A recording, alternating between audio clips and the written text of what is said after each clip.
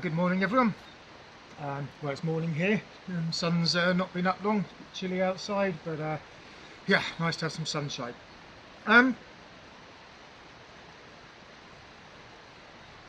Just making this old, I don't know if we're going to get, I'll do a close-up.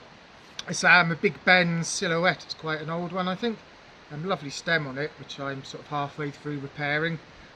It's one I'm going to keep, I think, because it's quite an extensive repair on the stem, and I'm not really confident enough to pass it on. But yeah, great little pipe.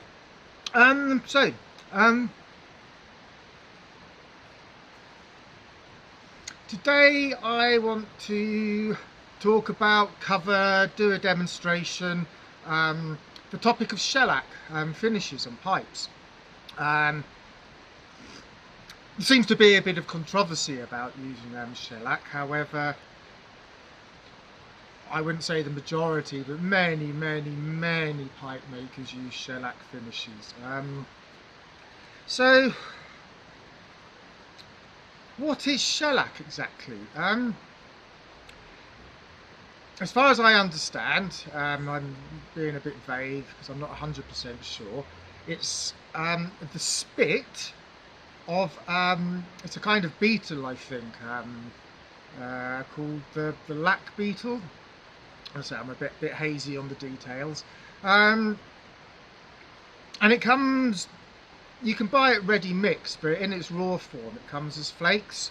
Let me change the camera and let's have a look at the shellac flakes. Bear with me, folks. Okay, let's see if we can get this. So that's about 100. It's a bit dark, isn't it, that side? That's about 150 grams of shellac, which is probably enough for many thousands of pipes, I think. Let's see if we can get a look inside. Maybe we can just try and get a bit out. So you can see it's like these very fine, very golden little flakes. Okay, so that's what shellac is. Let me reposition the camera.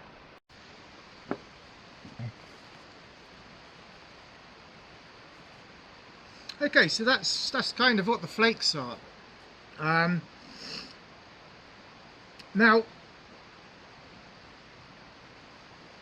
the preparation fundamentally is you dissolve the flakes in, they say denatured alcohol, but you know, any alcohol that's, you know, 98-99% alcohol. I just use pure ethanol because it's cheap and available here. Works fine. I don't think it would dissolve in whiskey or anything. It has to be you know, a solvent alcohol. I think you can use acetone also, but that's pretty toxic stuff to be exposed to, whereas ethanol's made, you know, it's basically distilled corn syrup, and ethanol isn't toxic to humans, whereas methanol and acetone, yeah, they're not really things I want to be working with. Now the dilution levels, when you read into woodworking and woodworking finishes, they describe it as a 1 pound cut, a 2 pound cut and a 3 pound cut. This basically is the weight of shellac dissolved in a gallon, I assume, of solvent. Obviously we're not talking gallons here, so I sort of scaled it down, and what I'm using is called a 1 pound cut, which in terms of the quantities I'm using is 12 grams of shellac to 100 millilitres of alcohol. Now 100 millilitres of alcohol is probably about this much in a jam jar, give or take. And you use a few drops on a pipe. It's not like you're putting a thick coat of varnish on, because the alcohol soaks in a little bit, carries the shellac and then evaporates very fast. So you're only really getting like a micron layer of shellac on a pipe, even if you do like a few coats, which I do, and it's such a weak solution. Now there seems to be some misunderstandings around shellac. Um, when I've been doing my research, one thing that's come up a few times is if you smoke hot, it bubbles and lifts off the briar. Um, but you know, I've done quite a lot of research, asked lots of questions to the right people, and pretty unanimously they say no. If this happens, this is not a shellac finish. It's actually a varnish, because the shellac really isn't thick enough to bubble. It'd wear off. It's not like a layer of varnish. It looks very deep layer because of the high degree of polishing you can achieve. The other kind of myth, I guess, is that shellac blocks the pores of your pipe. Again, you know, this is a misnomer. This is a myth. Briar is a very, very, very dense grain. If you soak a block of briar for a few days in water, weigh it, you'll see it will take a week or 10 days to drop to its original dry weight. It doesn't breathe like people think that it breathes. Also, if you have a coat of wax or just general finger grease, that's also going to block the pores of the briar. Like this pipe's got a black finish on it, so and it smokes fine. You know, there's no issue with this. Again, it's yeah, it's just a little bit of a myth in my opinion. So to summarise, shellac isn't really a lacquer, it isn't really a varnish, and it isn't really a wax. It's a thing of its own. As far as I understand, you don't have to worry about it blocking the pores of your pipe. Comes from a beetle, and you can get a lot better finish than just using wax. A lot deeper shine, and it lasts longer. I mean, as you know, like a freshly waxed pipe looks beautiful. After half a dozen bowls, it's lost its luster and it's becoming dull. So far of my experiments of shellac, this is not the case. It's a lovely finish and it stays good.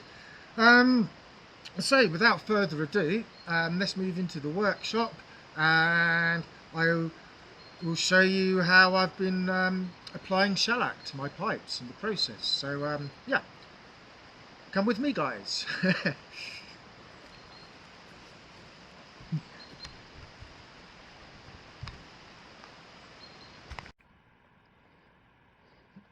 Okay everyone, so this is the pipe you're going to be working on. It has no name on it, but actually I don't know how well we're going to get this. It's actually kind of a nice piece of briar. There's no fills on it. Nice thick walls, nice size. I've slightly just pulled the stem out so we don't get shellac on the stem. You don't want to pull it out too far because we don't want to break the tenon or anything daft in the process. Zoom out a bit. Well, at first, I've already done this a couple of times. The first thing we have to do is to remove any existing waxes. So basically I have this is just pure ethanol. It evaporates in seconds, and onto a cloth, and just with pure alcohol you just want to take off any wax. Like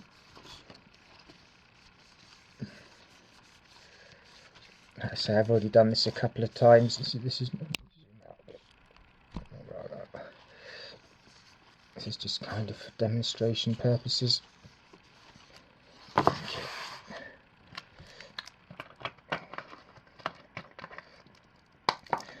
And this is shellac. Obviously I can't but yeah, you can see, you know, the jam jar's about that full. There's probably enough shellac there to do a huge amount of pipes, and there's 12 grams of shellac in there, so you're talking probably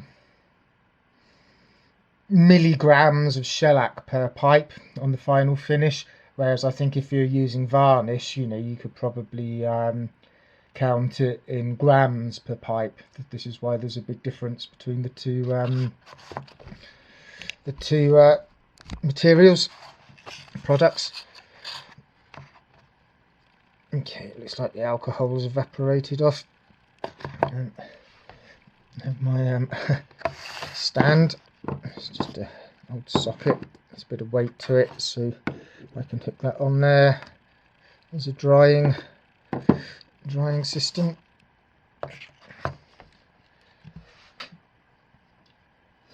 Now, the thing with shellac, I've made a few mistakes, sort of working out the best way of doing it. Initially, I was putting it on far too thick. I was putting it on like you would apply a stain with something like this, just a bent pipe cleaner as a paintbrush, and it puts too much on. It's better to do 2 or 3 light coats than try and get a thick coat on. It saves a lot of time. So basically, the technique I've been using, let's open the shellac.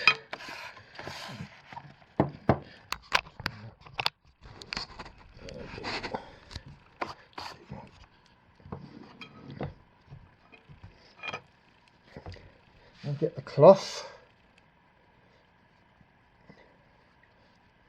like so, and really you don't even need to put, you just need to just touch the the surface, and that's plenty. Now I do 1 big strokes. Be confident. You don't get much work time, and as soon as it starts to feel tacky, just stop working, because you'll end up with an uneven finish. Just a quick. And we're not really worried about any streaks or overpainting at the moment. So that it's as quick as that.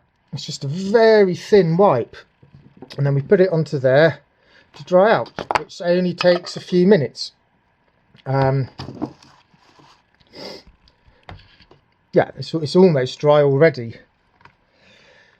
And then what we do is, when it's dry, bear with me a sec. Where do I have some?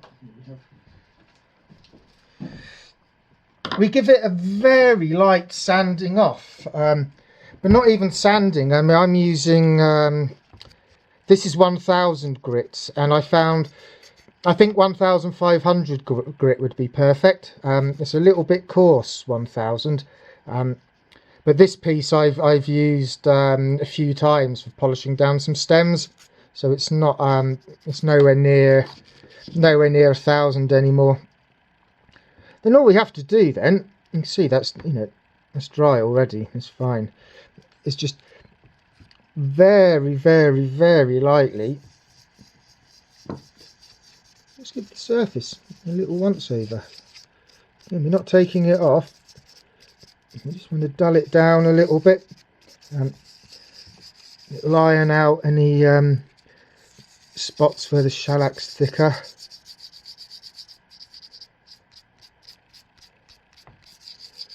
Could probably have done with a few more minutes drying time, but for the sake of a video.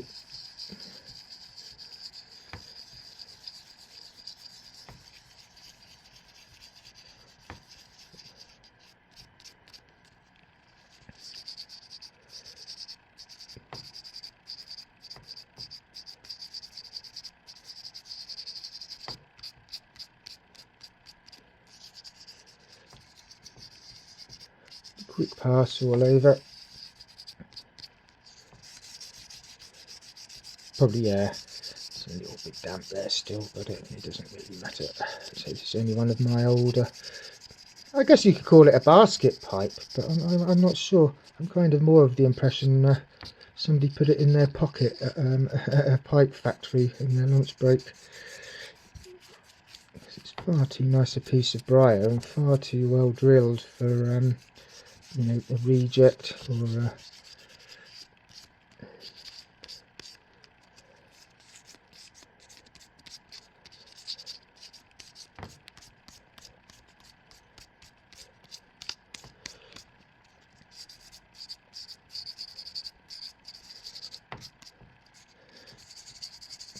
Yeah, and that's, you know, that's kind of it really. It's just a very quick pass.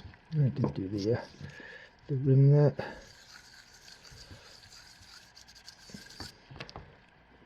And a cloth that has no alcohol on it, because if we put any alcohol in this now, it's just going to strip that straight off. And just, you know, a bit of a clean. And kind of, yeah, repeat process. So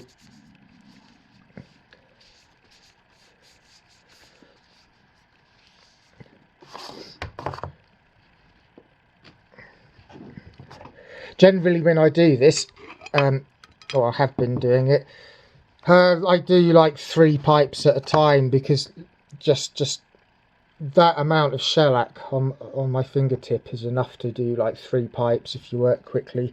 Like I say, as soon as you start feeling it go tacky, just stop, you know.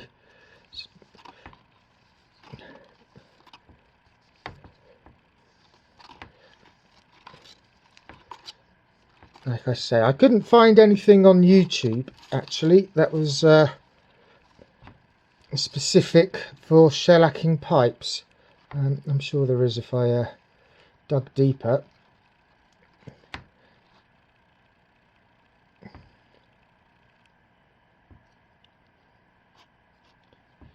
So it's drying off. Right, well, I'm going to carry on, give that another let it dry, sand it off, and put another coat on, and we will touch base and continue the video at that stage there, I think.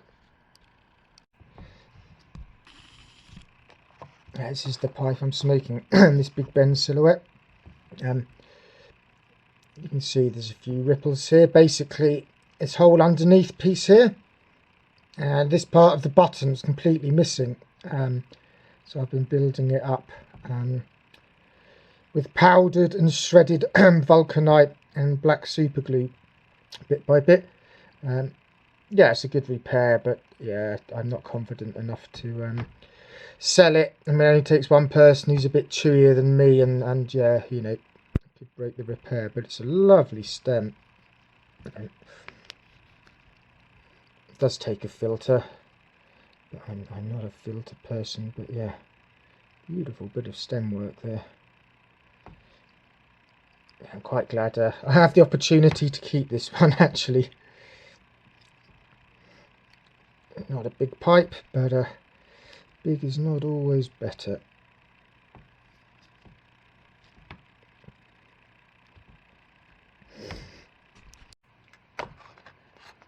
Okay, so this is how many coats do you need? From my experience, which admittedly is not huge, it appears to vary pipe to pipe. Because I'm using like the weakest dilution of shellac, it absorbs very fast, and you will see after the first coat, you'll see some places on the briar appears to dry quicker than the others.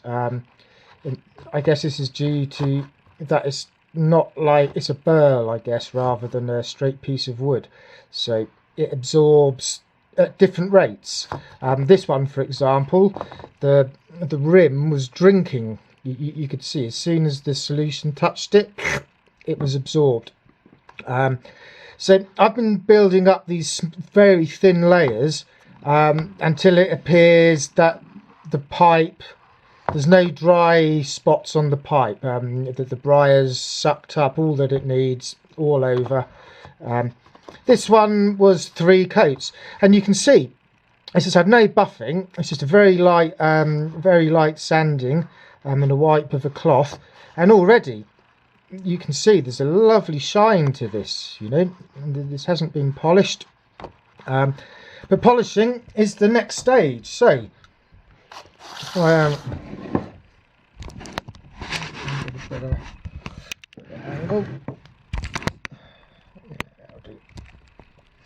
my very modified buffing wheel. It was 240 volts AC mains electricity, and the control board went but I figured out it's a DC motor, so I've wired up this.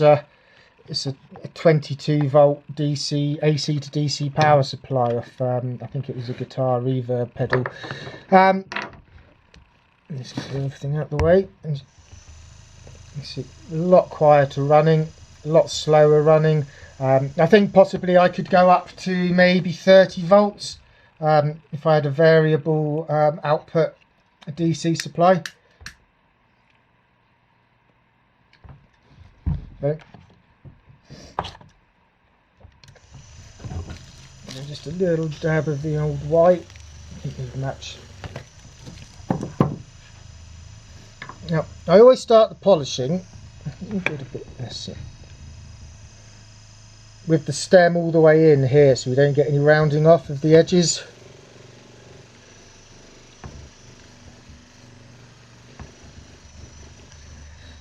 And try and work a few different directions.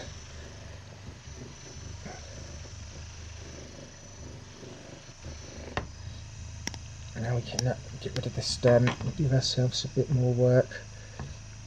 I find with buffing wheels, if you're working over a sharp edge uphill like that, it has a tendency to snatch it and it'll fling it across the room. So any edges, always keep it on the down side of the wheel as it rotates this way, and then you won't get any snatching.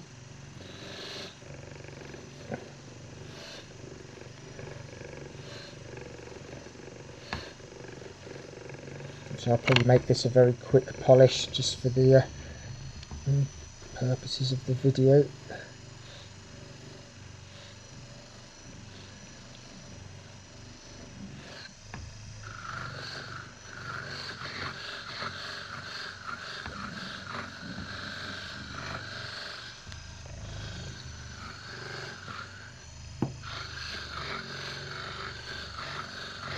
This is focusing okay.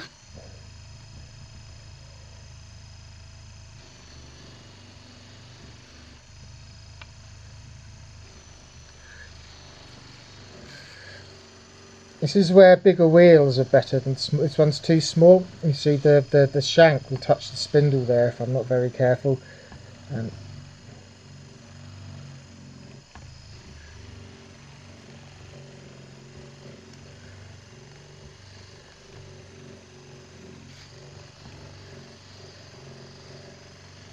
sure there's many experts out there looking at this in shock and horror that, oh, you don't do it like that.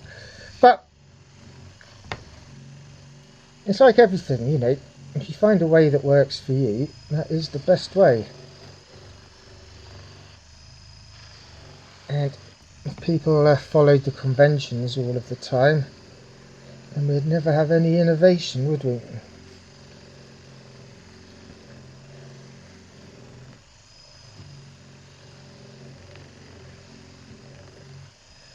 I don't know if it's in the light, but yeah, I mean, you can see there's a, obviously this isn't the best lighting, but this is getting a lovely deep shine.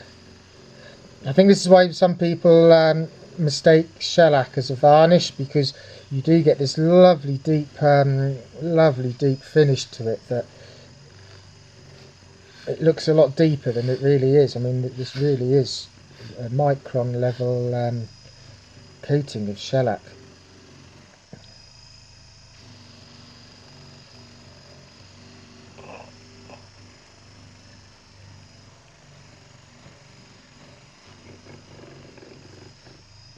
I think for the purposes of the video demonstration, it's looking rather nice. Hopefully we're getting that with my strange light sources. To do the stem while we're here.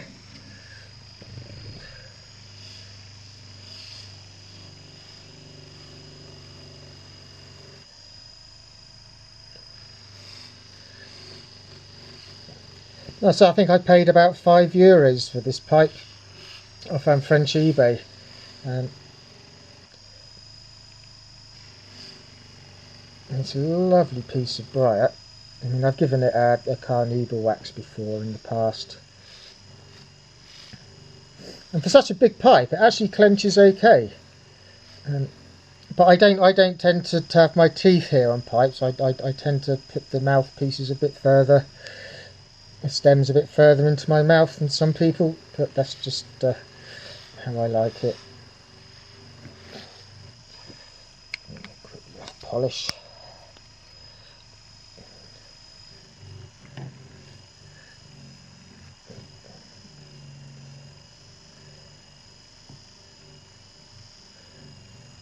But yeah, if you have one of these machines, I seriously recommend. I think this is 1.1 amp, this power supply, and it seems to be adequate.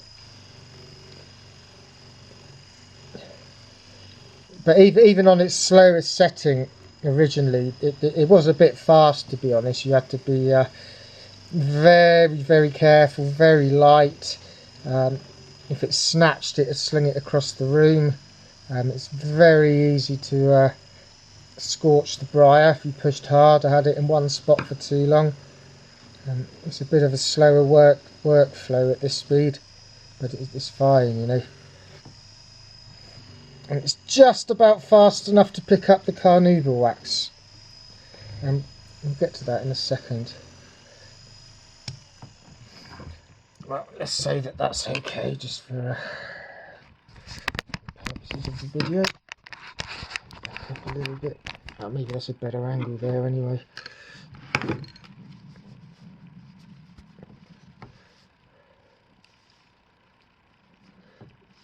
Just wipe off any polishing compound. I mean, yeah, it looks amazing already. You know, I'd probably spend more time polishing it. Maybe not because it needs it, but it's actually kind of quite satisfying polishing. It's one of those things. Once you get going, it's very difficult to say when to stop. Well, let's get on to the other side of the buffing wheel.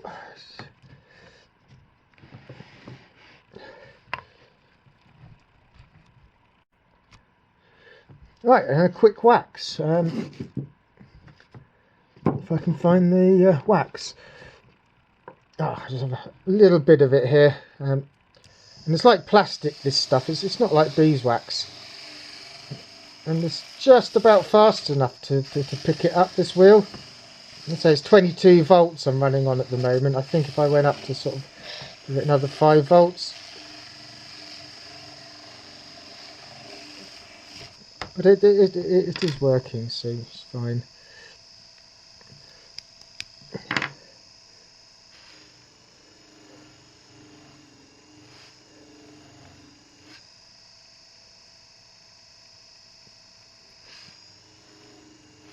Yeah, I can see it with my eyes where the buffer's been on the angles. I very much doubt this camera's going to pick it up. The subtleties of the shine.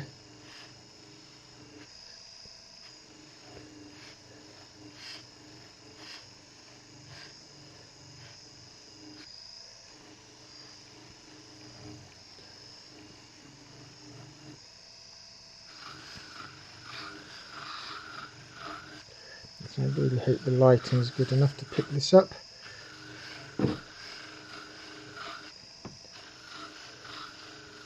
And again, it's one of those, I would probably spend longer doing this if it wasn't for the constraints of people's interests. YouTube. Yeah.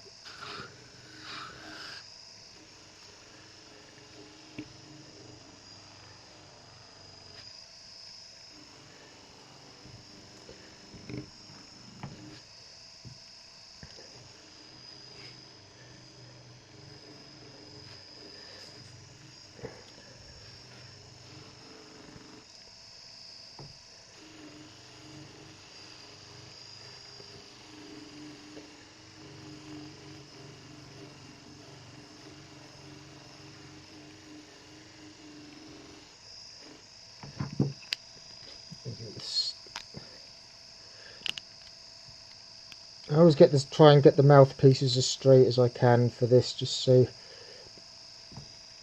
you're not going to catch anything here. And there, round it off.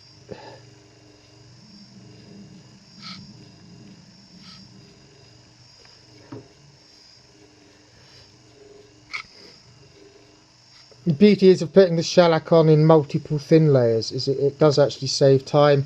I've tried using thicker dilutions and thicker layers, and you kind of end up with runs and areas that you have more thicker deposits of shellac on. It's very different to using to varnish. It doesn't sort of smooth itself out.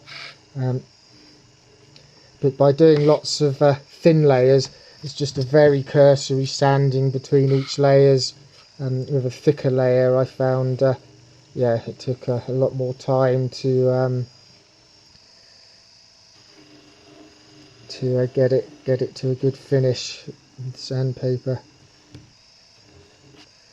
And again, you know, I would do this a bit better. Now, my final bit of this video, the last hack. I have a bigger wheel here, which is a lot easier to use because it gives you more space, so you're not knocking the shank against anything. It isn't for one of these wheels actually. It doesn't have the same system for attaching on the ears, so I've just bulked this up with a bit of self-amalgamating rubber tape. That kind of goes on there. Then if I put the small wheel on there,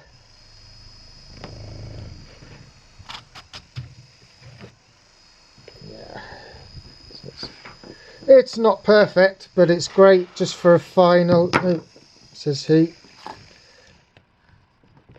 Obviously, because it's a bigger wheel, it is actually spinning faster. I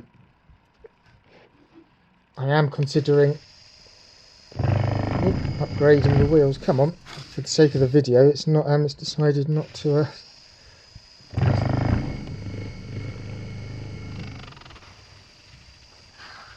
Hold on, folks. There we go. It's running a bit better. So it's a bit of a bodge, but bigger wheels are so much better. I'm considering getting another one for the other side, or just getting a few actually, these bigger ones. It seems to spin it okay. Maybe with the bigger wheel I wouldn't have to go up to 30 volts because obviously it's travelling faster because it's a bigger diameter. I'm just trying to keep this one as my sort of a dry buffing wheel that has no wax or polishing compound on it, because it's so big. It's so much easier to get into the nooks and crannies. From the billiard isn't so bad, but when you start getting into some bent pipes, it's quite hard to get into the angle there where the shank joins the bowl.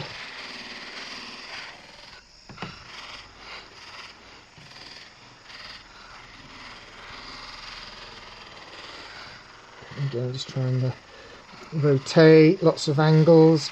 I don't think you should polish in straight lines. I think it's more of a rotary kind of motion you're after.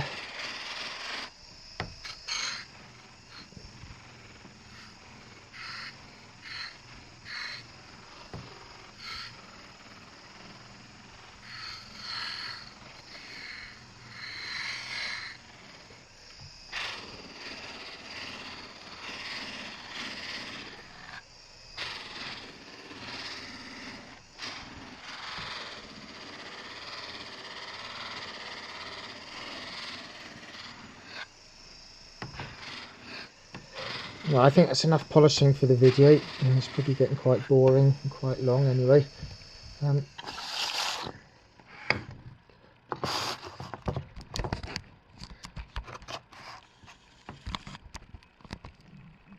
Focusing? Who knows? Obviously, yeah, like I say, you know, the lighting's not great here but yeah, I mean, that's pretty nice deep shine there, and that will stay like that. You know, the problem is the carnauba wax. You can get it this shiny, I guess, but it doesn't seem to have the same depth. And after just literally a few smokes, you know, you've lost the lost that nice high polish in the depth.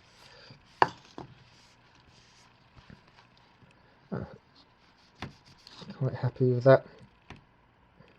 Well, thanks for your time, people, and yeah, I'll see you again soon with, I'm not sure, maybe some more pipe restoration videos, or some more tobaccos, or some more walks in the forest. So yeah, it's been a long video, this one, so if you've made it to the end, thanks a lot. Yeah, shout out to all my subscribers, new and old, and yeah, well, thanks for watching, guys. I hope it's been probably not so entertaining, but hopefully slightly informative. All right then, guys, thanks for your time as always.